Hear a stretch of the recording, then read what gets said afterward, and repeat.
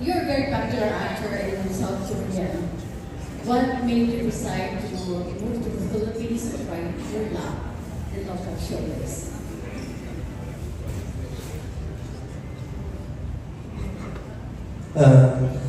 Actually, my first movie debut was 2014, it's 10 years ago. And the director was actually a Filipino guy. So, yeah, I don't know what's destiny like this. So my first movie debut was Filipino, and my first foreign friend also Filipino. So it's like, here is kind of familiar country to me. And in these days, this industry, showbiz industry in the Philippines, they have been growing up. And if I have a chance, I also want to be part of them. And also I want to learn a lot of language and cultures. And I want to explore to the other country. So that's why I'm here. And especially this movie, when I read the script, it was really touched my heart. And then, yeah, even if it's small role, I want to be part of this movie. And yeah, I want to try this movie. And I want to show as a Korean, maybe in a good way. Yeah, I want to try to. Are you staying here for good? Are you staying here for good? I love here. Even the hot weather, I'm always wet. But I love it. I love it the summer, and I really like this ambience. I like the green things, the tree, puno, and something. Yes. You've been here for almost a year, right? Since December 2023. Not like that. And that one is just it was just few days. So since living here, like just 4 or 5 months, I guess. Yes. The experience working with the Filipino artists. What was? Can you explain to us? I think they are really bright. I mean, everyone is always smile and bright, and they are very fun. And so when I see them, I also feel like very chill. And especially Drake, when on the set, he always laughing. Because he made the set vibe is chill and relaxed. Yeah, he always like make a show with everyone. So it was really fun, and he has always specific image on the movie, so it's easy to. Thank you very much. Thank you, Tita Aster. Thank you, Jisoo. Kung sino man gusto magtanong, taas niyo lang po yung kamay at lalapit po namin yung microphone sa inyo. We have more questions here from Naz Tavares from Pelicula Mania for Derek Randolph. What took you so long to do another movie? What took you so long to do another movie? And what made you say yes to Mujige? Humingi siya ng password at ulit-ulit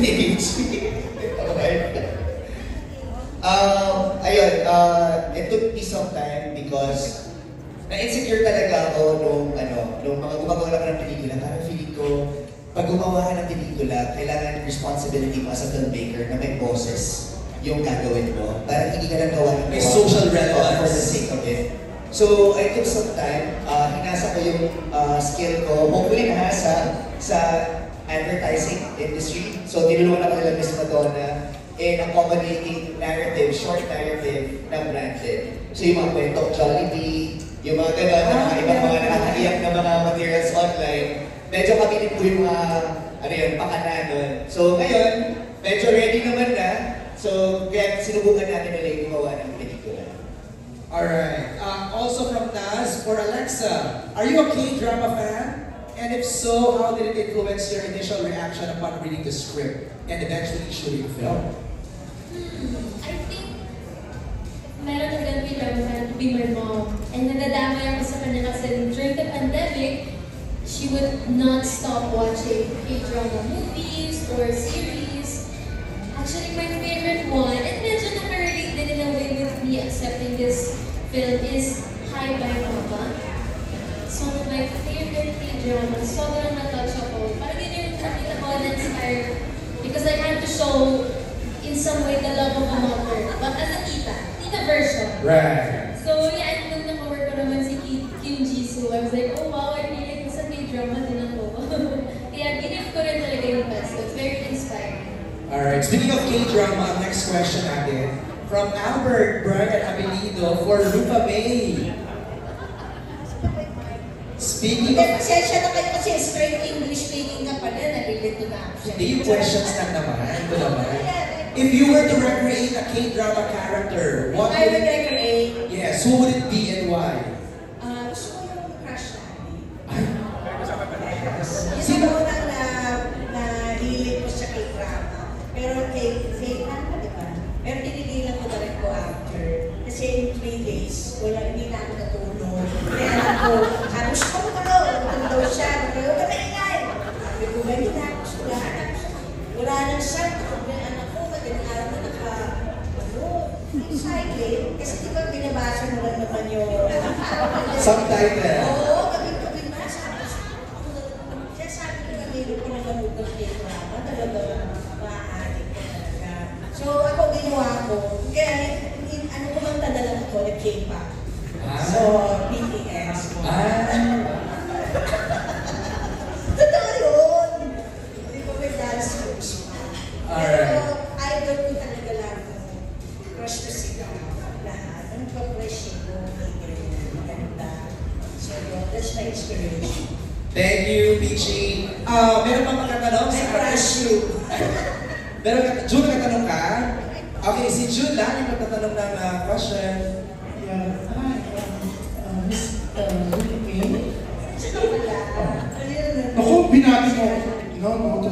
Hindi, ibig sabihin, lumipat. Oo, lumipat ako. Wala ka, sinano ko Talagang na wala na. nakikita mo sa mga request.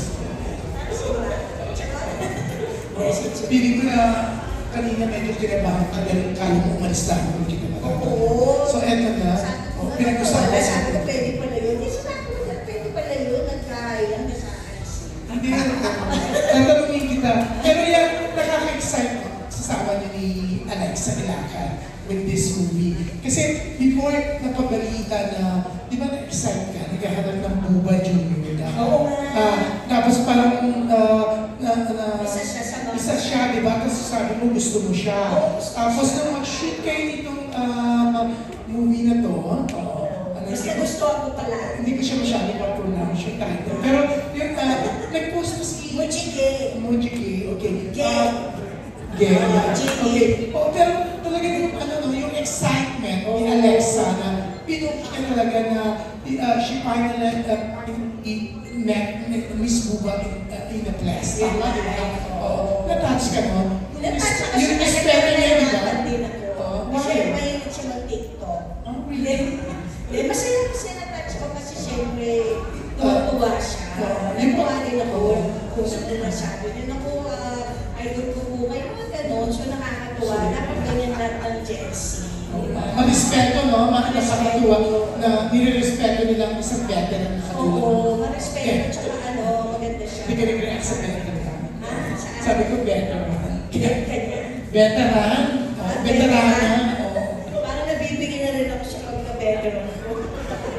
Ito kasi, yung damit sabi, casual, no? Ewan ko kung saan ito pupunta na. Anyway, so yun na. Pero yung Ulitin mo yun. Veteran. So nakakatuwa kasi yung mga Gen Z lifer, no? The respect na binibigay niya to the highest level. Yes.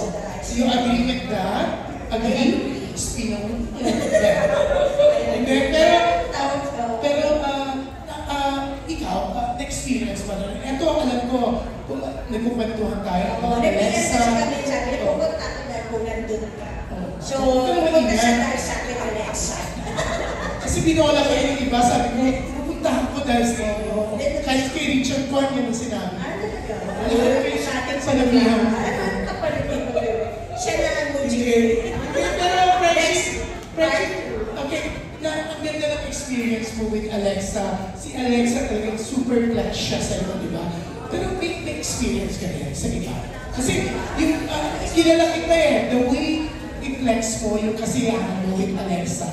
For sure, may naging experience ka sa iba na hindi ganun kaganda. May ganun. Hindi, mabait sila lahat sa akin. Dahil hindi nila, natutuwa sila Kaya sana magawa nila sa Kaya natutuwa ako siyempre, kasi kilala nila ako. Diba? Kita mo, you know me? Oh, you know me? Yes. Si Scarlett yan. Pero syempre, ang ganda rin kasi ng ano mo ngayon, ng exposure mo sa show na, di ba? Correct. So, araw-araw mo siya pinupupulog. Hindi naman. Kasi MWF na MWF. So, every time na sa show, So, hindi pumapag yung walang maka-attend. Ako na lang yung maka-attend. Kasi doon ako nakapira sa tabi ng ABS. Hindi, yun na lang kaloka lang po ako host judging niya. So, awa ng Diyos, regular na. Pero not every day, pero at least, no, hindi nawawala yung sa proof of keep. Thank you. Kaya naging yun lang muna ako. Ang kwento ng regular, hindi mo sa showtime. Regular was yung nag-last one lang tayo to the Philippines and to the Filipinos. Yun po ibig sabihin. Pero ngayon, kung ano-ano na yung meaning, so okay lang naman. For the regularization and realization. Pero anyway, thank you. We're all excited you're back here in the Philippines and with this movie. We're excited to watch. Kasi going regular ourselves. Yes. Yeah. Medyo, sorry ka, medyo nahihirapan ako. There's something in my Hindi, naglo-low ba?